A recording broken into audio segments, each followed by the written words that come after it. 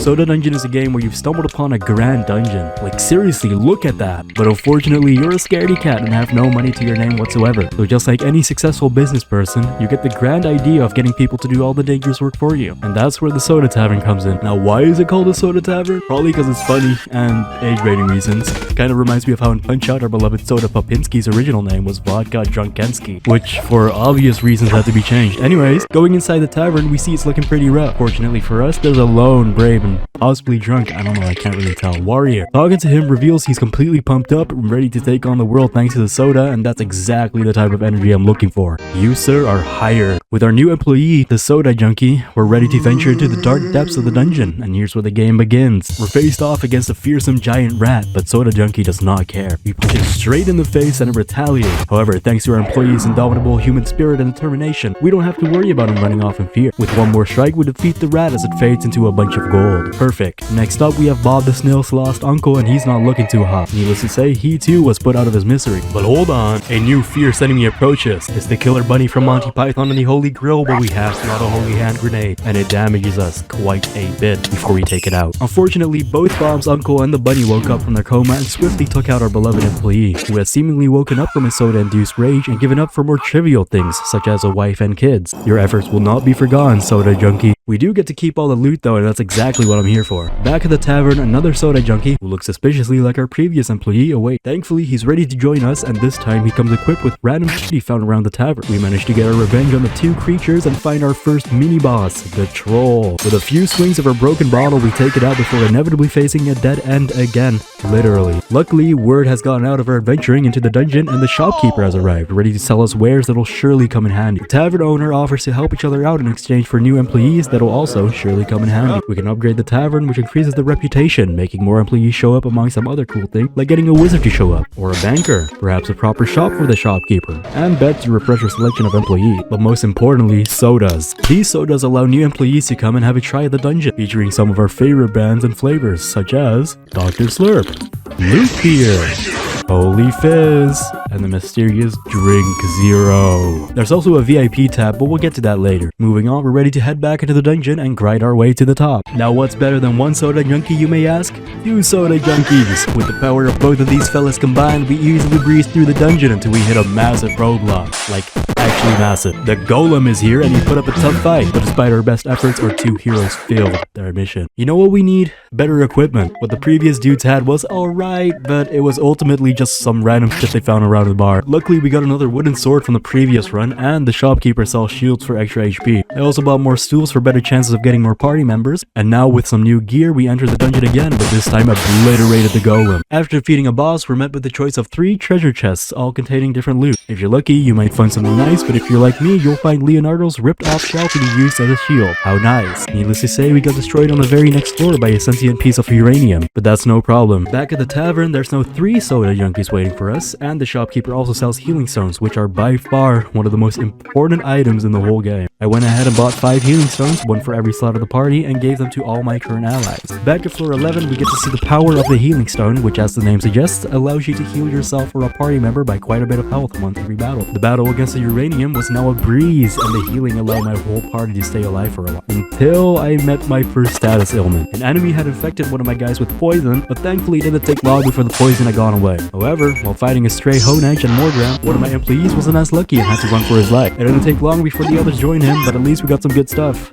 Yay! I used the loot to invest in 2 new sodas, Dr. Slurp and Dungeon Mist. New employees would only show up after I'd done a run with my currently available ones, so alas, I took one with me, stripped him of all his gear, and sacrificed him for the greater good. And well, it worked. There she was. A new employee had showed up, only for me to realize that I'm so broke I can't even hire her. Meaning that guy just did all of that for nothing. Oh well, moving on. A few more runs later with a new Ruffian class employee that I got from the Dr. Slurp, I had lots of money to spend. These guys have 5 more HP and 2 more attack than your standard Soda Junkie. A true force to be reckoned with. With these guys on our side, we even managed to beat the second mini-boss, the Man-Eater. Back home, I could finally afford to hire the new employee class, the Conscript, with a whopping 10 more HP than the Ruffian and 2 more attack. With all the money I earned from the dungeon, I went ahead and bought the armory, giving us better gear to buy as well. I also got beds, because despite popular rumors, soda alone isn't enough to stay alive. Oh, and it also lets us refresh the selection of employees without having to go in and out of the dungeon. So yay, no more sacrifices. I bought bought a wizard. Yeah, that's right. He helps us skip past floors whose boss we've already beaten. Lastly, I bought 2 iron armor, 2 iron swords, and 2 iron shields before heading straight into the dungeon again. Getting past the first mini boss at this point was stupidly easy, but anything after that was certain death. I knew I needed more employees, more force, more power. So I went to IKEA and bought a shit ton of tables and chairs for the tavern. Ta-da! Now I've basically maximized the amount of employees that can appear at once. Perfect. With more than 3 party members, the backstab ability gets unlocked. If the enemy is facing away from one of your allies, they'll do like 50% more damage. Therefore, my advice would be to place your strongest members at the back so that they'll always deal the most damage on the first turn. With this many conscripts, floors 11 till 20 became an absolute joke. Even the big boss literally gets beaten within a single turn. How pathetic. After claiming victory upon the caverns and getting my reward, we move on to the next layer of the dungeon, the fire caverns. Inside of the fire caverns, we face some of the most fearsome enemies yet, such as a badass flaming skull, what appears to be a phoenix, and a plant. It doesn't take too long before we reach this area's first mini-boss, who is none other than Mr. Big Jello Man, who looks like he came straight out of Earthbound. He lands a pyroblast on one of my allies and burns them. We're just like poison, but cooler because it's fire. The next few floors go well, killing sentient fireballs, demons, and whatever these guys are. It doesn't take too long before we reach the boss, who very well looks like he could be the final boss of the game itself, or that one meat monster from Spooky's Jumpscare Mansion. It doesn't take long at all before he himself is reduced to a pile of meat, and now we enter floor 31. The enemies are much stronger now. We even encounter a very rare orange baby dragon. Ooh. But despite that, we managed to reach the second mini-boss, who is like the golem from the previous floors, but spray painted gold. Just a little bit though. At floor 38, we unfortunately meet our demise, but the loot made it very worth it. I used my profits to buy 2 new sodas, the Grappling Grape and the Cherry Charm. With a quick tavern refresh, we get to see our 2 brand new employee classes, starting with the Fighter. From here on out, our employees will have powerful skills tied to them that'll come in very handy. The Fighter skill being Dropkick, which attacks a target for 2 times the damage, wow. Which paired with his high attack stat plus a strong weapon is gonna deal a shit ton of damage. Next up is the Conjurer. This class is special in that she can carry up to 2 items, along with 2 new skill. Bolt Storm, which damages an entire group of enemies, similar to the Firestone but stronger, and a passive skill called Magic Adept, which boosts her magic attacks by a staggering 50%. Now with 3 Conjurers in the front and 2 Fighters in the back, I practically feel invincible, and I basically was. Look at how my Fighter instantly takes this creature out with a dropkick, and now we defeat the Dripped Out Golem in a single turn again. Big groups of enemies, no problem, just smite them all. Eventually we reach the final boss of the Fire Caverns, the Fire Dragon itself, and it's done. Cool. The Water Temple. Yeah, the Fire Caverns were pretty underwhelming, but we've now entered the Water Temple, and I have a feeling things are only gonna get harder from here. The guys in here are pretty rad though. Like, look at this dude, I almost feel bad for killing him. But wait. I managed to find a split path with 2 doors. I took the one on the left and was magically warped all the way to floor 48, completely skipping the mini-boss and putting us right behind the first boss of this area. Quickly breezing through these 2 floors, we somehow reached the boss within a minute of being in the Water Temple, the Sirens. The few strategical drop kicks and lightning strikes, these go down incredibly easily, and now we're already on floor 51. But oh no, I can sense things getting intense now. The Radical Lobster is no longer radical at all and turns serious. We don't belong here, and they're making it clear. I did find this cool-ass Rainbow Chicken and Rainbow Crystal though, so there's that. I reached the Evil Magic Genie mini-boss, and she put up a bit of a fight, but we pulled through. There was another split path, but this time I didn't get so lucky. There was a flame trap. 3 of my allies got burnt, and my MP was running low. I knew this run was coming to an end, but we fought into our last breath. In our best efforts, we somehow made it to the boss. What the hell is that? Why is there a giant nuclear power plant inside of the Water Temple? It wasn't looking good for us whatsoever. Many allies felt the radiation emitting from this beast, and there was but one lone fire left. This was it. Or so I thought. With a lucky crit, the fighter managed to hit the final blow and defeat the boss. The same team that carried us to the Fire Caverns have now conquered the Water Temple in a single run. And you, my friend, have earned the title of Employee of the Month. And pause. If you, yes you, want to earn the title Viewer of the Month, and you're enjoying the video, please feel free to like the video and subscribe. Here, I'll give you some time. Ta-da! Okay, thank you, bye-bye. We have now reached the Frozen City. For some reason, this big-ass city is just hidden away in this dungeon, but hey, I'm not here to ask any questions. I didn't want my fighter to get any more injuries, so I forfeited the battle and the loot looked amazing. Back at the tavern, since we've now gone past floor 50, we unlocked the VIP tab from the shopkeeper. And here are various things, but most notably new types of soda. Fury Extreme, set to attract out-of-control adventurers, and the mysterious Void Cola, a mix of every soda flavor imaginable. Which sounds like some shit Rigby and Mordecai would risk their lives for. Pet stables are here too now, and let's as pets. The rest of this stuff we'll get back to in the future, but for now I want to focus on some basic upgrades. You see, the tavern's not looking so good. Thankfully though, we can upgrade the decor a bit, and all of a sudden, wow, looking good. It doesn't do much besides look good visually and give us some reputation, But it's the little things in life that matter. I also bought some casks because I'm tired of hiring prices being so damn high. I also did just a slight amount of grinding in the water temple to get a ton of gear and make the frozen city more bearable. And now my employees are looking fantastic. The conjurers are rocking apprentice staffs to make their lightning deal more damage, some heal stones, and some green slime for extra HP. My fighters are rocking the assassin's dagger, which I got from a chest, giving him a 50% crit chance for 200% damage, while the other one's equipped with the hero sword. I guess this loadout would carry me through the frozen city, and there was only one way to find out. And oh man, did I guess right. We can see the sheer power of the assassin's dagger, landing a crit for 108 damage on the mini boss. Multiple enemies are no problem either, since the conjurers just completely f*** them up. Now the enemies from now on can put you to sleep, which is arguably one of the most annoying status effects ever. It messed me up a bit on floor 70's boss, the ice golem, where one of my fighters unfortunately fell, but despite that we reigned victorious and moved on to floor 71. It wasn't long before I reached floor 75 and got my ass handed to me by this ugly ass goblin. No worries though, I got another assassin's dagger from my other fighter. I also made my conjurer's whole ice gem instead of green slime, giving them a 10% damage reduction and more health. Starting back at floor 71, I quickly went back to that evil goblin and taught him a lesson, killing him in literally a single turn. The rest of the floors were very straightforward, which low-key shouldn't be a surprise anymore. My conjurers smite anything that get in our way, and eventually we reached the final boss of the frozen city. It was none other than the ghost of that evil goblin from before. This time he was guarded by these pillars we had to defeat first, and they were pretty easy. Fueled by pure rage, we dropkick his ass back to the depths of hell, where no ice will save him. The final 20 floors before we reach the top of the dungeon have just unlocked.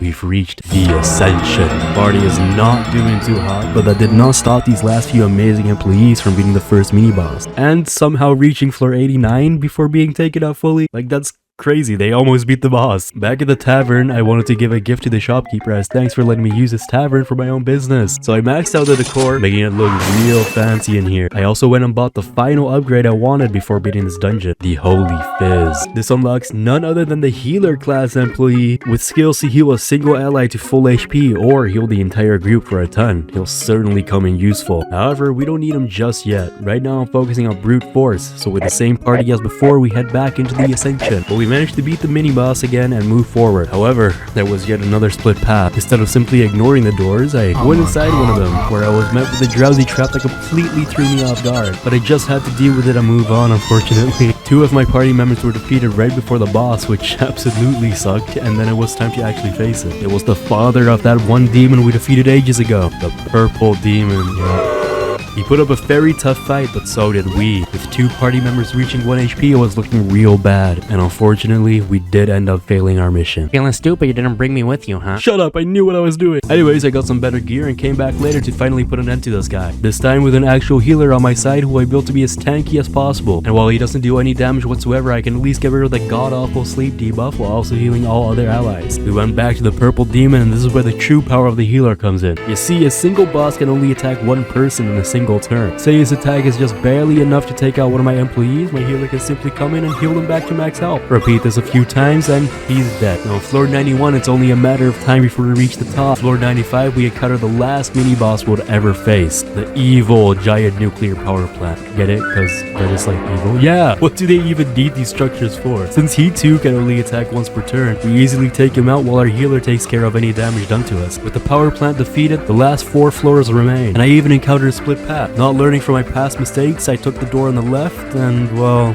I got a bonus out of it, surprisingly. Anyways, moving on, this was it. The last floor of the dungeon, but they were still no match for the Rain of Thunder. After we took them out, the top of the dungeon draws near.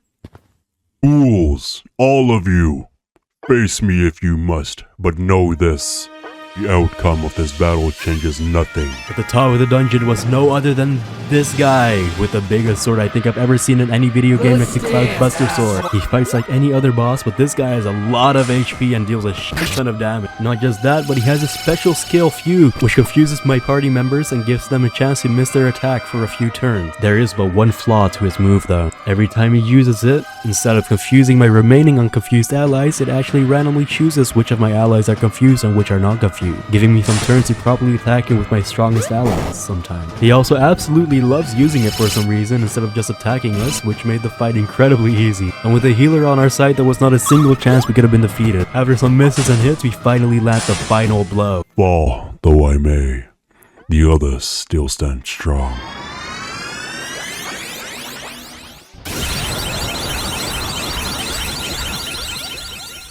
Victory is ours.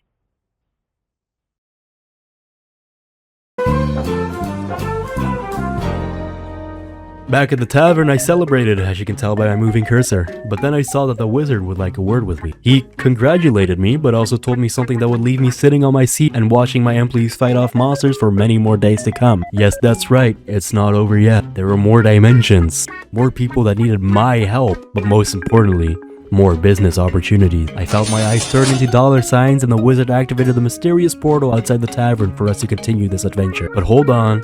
Remember the VIP tab at the shop? Right now I want the P-Warp and the Inherit upgrade. So I did what any other totally normal person would do and I saved up 75,000 gold to buy these upgrades. But not only competing in the arena, but also doing way too many dungeon runs and even fighting the ghost of Julius again. Great, I went and bought my upgrades and with the portal now activated, I stepped inside.